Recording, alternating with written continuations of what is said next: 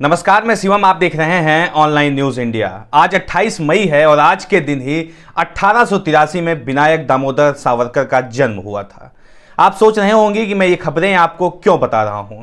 दरअसल बात यह है कि विनायक दामोदर सावरकर की भूमिका हिंदुस्तान की आज़ादी में कुछ खास भले ना रही हो, लेकिन तत्कालीन राजनीति में उनकी एक बहुत बड़ी भूमिका नजर आती हुई दिखाई पड़ती है।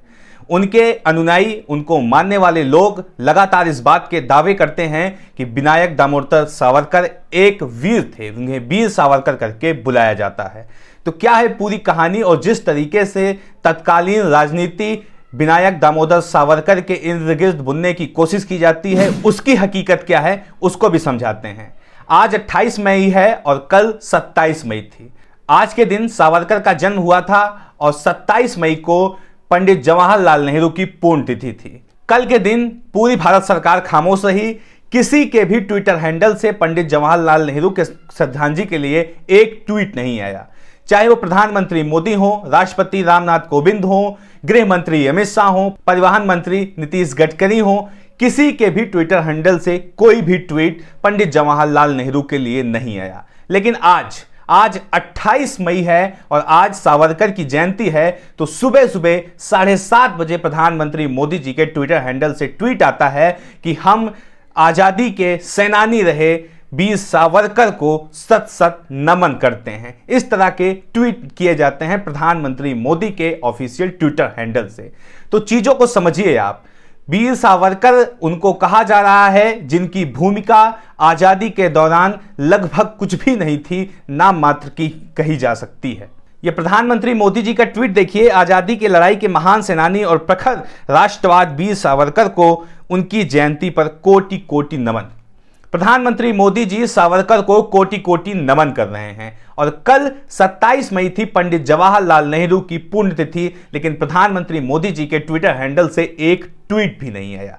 तो गंभीरता को समझिए। वो प्रथम प्रधानमंत्री को नहीं मानना चाहते, लेकिन उस शख्स को मानना चाहते हैं जो अंग्रेजों के सामने घुटने टेक दिया था, अंग्रेजों से 19 बार माफी मांगा था, उसको प्रधानमंत्री जी नमन कर रहे हैं। लेकिन जो आधुनिक भारत की नींव रखा था प्रधानमंत्री जी मोदी जी, उसको स्वीकार नहीं करना चाह रहे हैं। तत्कालीन राजनीति का ये सच है। और भी सारी चीजें दिखाते हैं आपको, और किस लिए सावरकर 19 बार माफी मांगे थे अंग्रेजों के सामने, उसको भी आपके सामने रखेंगे। सारी चीजें, पूरा प्रकरण क्या था, तब आप चीजों को समझ पाएंगे कि जिस राष्ट्रवाद के आड़ में ये लोग अपनी राजनीति साधने की कोशिश कर रहे हैं, वो कितना खोखला और घिनौना राष्ट्रवाद है जिसके नाम पर तत्कालीन राजनीति करने की कोशिश की जा रही है। पूरा प्रकरण क्या था उसको समझा देते हैं थोड़ा सा। आप चीजों को आप समझ पाएंगे कि किस तरीके से चीजों को बुन के आपको गुमराह करने की कोशिश की जाती है।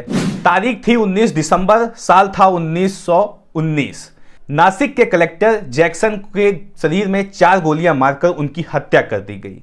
और इसका आरोप लगा कि जिस पिस्टल से नासिक के कलेक्टर जैक्सन की मारकर हत्या की गई थी, उस पिस्टल को सावरकर ने लंदन से भेजा था। इसी के तहत सावरकर को लंदन में गिरफ्तार कर लिया गया और उनको जल के रास्ते से हिंदुस्तान लाया गया।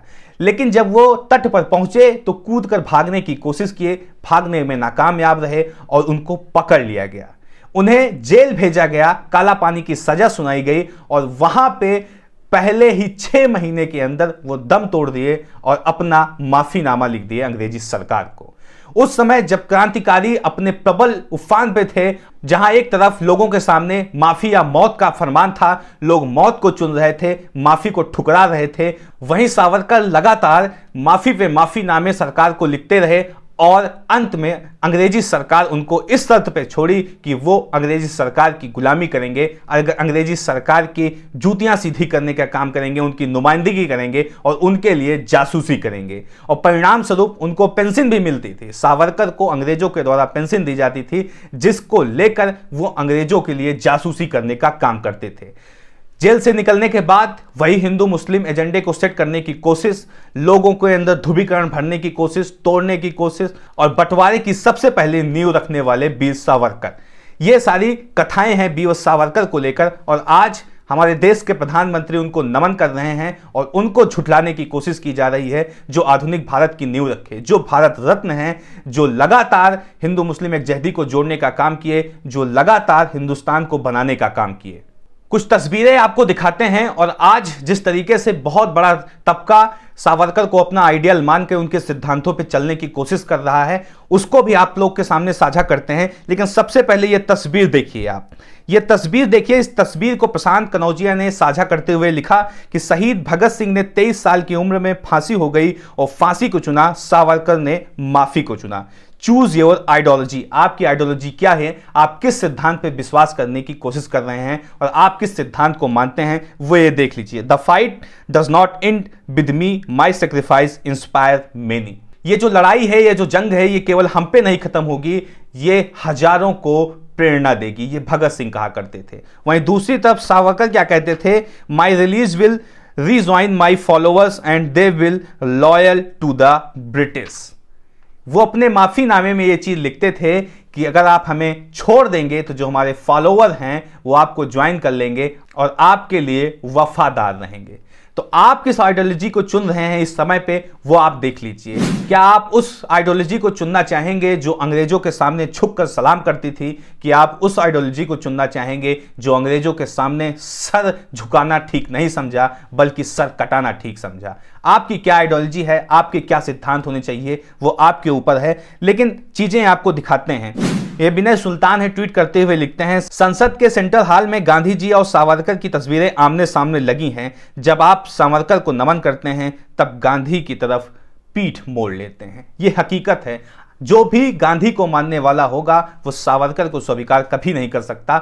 लेकिन अगर कोई ये कहे कि हम सावरकर को भी स्वीकार करते हैं और गांधी को भी स्वीकार करते हैं तो आपको छलावे में रखने की कोशिश कर रहा है। ये बहुत बड़े पत्रकार हैं, इनको देख लीजिए। ब्रेव सन ऑफ भारत माता वीर सावरकर, सावरकर यानी त्याग। ये किस चीज का सावरकर त्याग किए थे पता नहीं, लेकिन आज इनको मैसेज के जरिए, एक व्हाट्सएप यूनिवर्सिटी के जरिए वीर बताने की कोशिश की जाती है। तो बहुत सारी छवियां हैं जिसको आपके सामने प्रस्तुत किया जाएगा, आपके सामने रखा जाएगा, लेकिन आप बच के रहिए, सावधान रखिए, क्योंकि ये सारी छवियां कहीं ना कहीं उस चीज से जुड़ी हुई हैं, उस माफीनामे से जुड़ी हुई हैं जो माफीनामा वीर सावरकर के द्वारा अंग्रेजों के लिए लिखा गया था और अंग्रेजों की गुलामी कर रहा था। तब चीजों को आप समझ पाएंगे। एक और छवि आपको हम दिखाना चाहते हैं, इसको देख लीजिए। ये क्या लिखा है इसमें, ये तस्वीर मेरे पास कहीं से आई हुई थी। मुझे अंग्रेजों का भय नहीं, मुसलमानों का तो बिल्कुल नहीं। मुझे उन हिंदुओं का भय लगता है जो अपने ही धर्म की हानि पहुंचाते हैं और अपनी रक्षा हेतु खड़े नहीं होते। स्वतंत्रता वीर वीर सावरकर, दामोदर सावरकर। देखिए क्या है कि बहुत सारी भ्रांतियां हम लोग के सामने प्रस्तुत कर दी गई हैं कि जो सावरकर थे वो हिंदू मुस्लिम एकजहती की बात के तहत वो देश को जोड़ने की बात करते थे, लेकिन ये बिल्कुल बेबुनियाद बात है। सावरकर लगातार इसी आइडियोलॉजी में काम करते रहे कि किस तरीके से देश को तोड़कर, देश को खंडित करके हिंदू राष्ट्र बनाया जाए। उनकी एक बहुत प्रचलित किताब भी है हिंदुत्व, जिसके तहत यह मुहिम चलाई गई थी कि कैसे हिंदुस्तान के 2 टुकड़े करके हिंदू राष्ट्र बना दिया जाए। और आज भी उस विचारधारा को मानने वाले बहुत सारे लोग हैं जो इस विचारधारा को मान रहे हैं। तो आपके ऊपर है, आप किस आइडियोलॉजी, किस विचारधारा से प्रेरित हैं, आप किसको मानते हैं? क्या आप सावरकर को मानते हैं या फिर आप गांधी को मानते हैं? अगर आप सावरकर को मानते हैं तो आप गांधी को नहीं मान सकते। अगर आप गांधी को मानते हैं तो आप सावरकर को नहीं मानते। आपकी राय क्या है? जिस तरीके से प्रधानमंत्री मोदी ने कल जवाहरलाल नेहरू के पुण्यतिथि पर टिप्पणी देना ठीक नहीं समझा और आज सावरकर की जयंती पर वो ट्वीट करके उनको सत सत नमन करते हैं, इसको लेकर आपकी राय क्या है? इसको कमेंट बॉक्स में जरूर बताएं। साथ ही साथ चैनल को सब्सक्राइब करें, वीडियो को ज़्यादा से ज़्यादा शेयर करें। मिलते हैं इसी तरह किसी और खबर के साथ, तब तक के लिए नमस्कार। इस खबर को अभी लाइक करें, शेयर करें, अभी चैनल को सब्सक्राइब करें और घंटी जरूर दबाएं।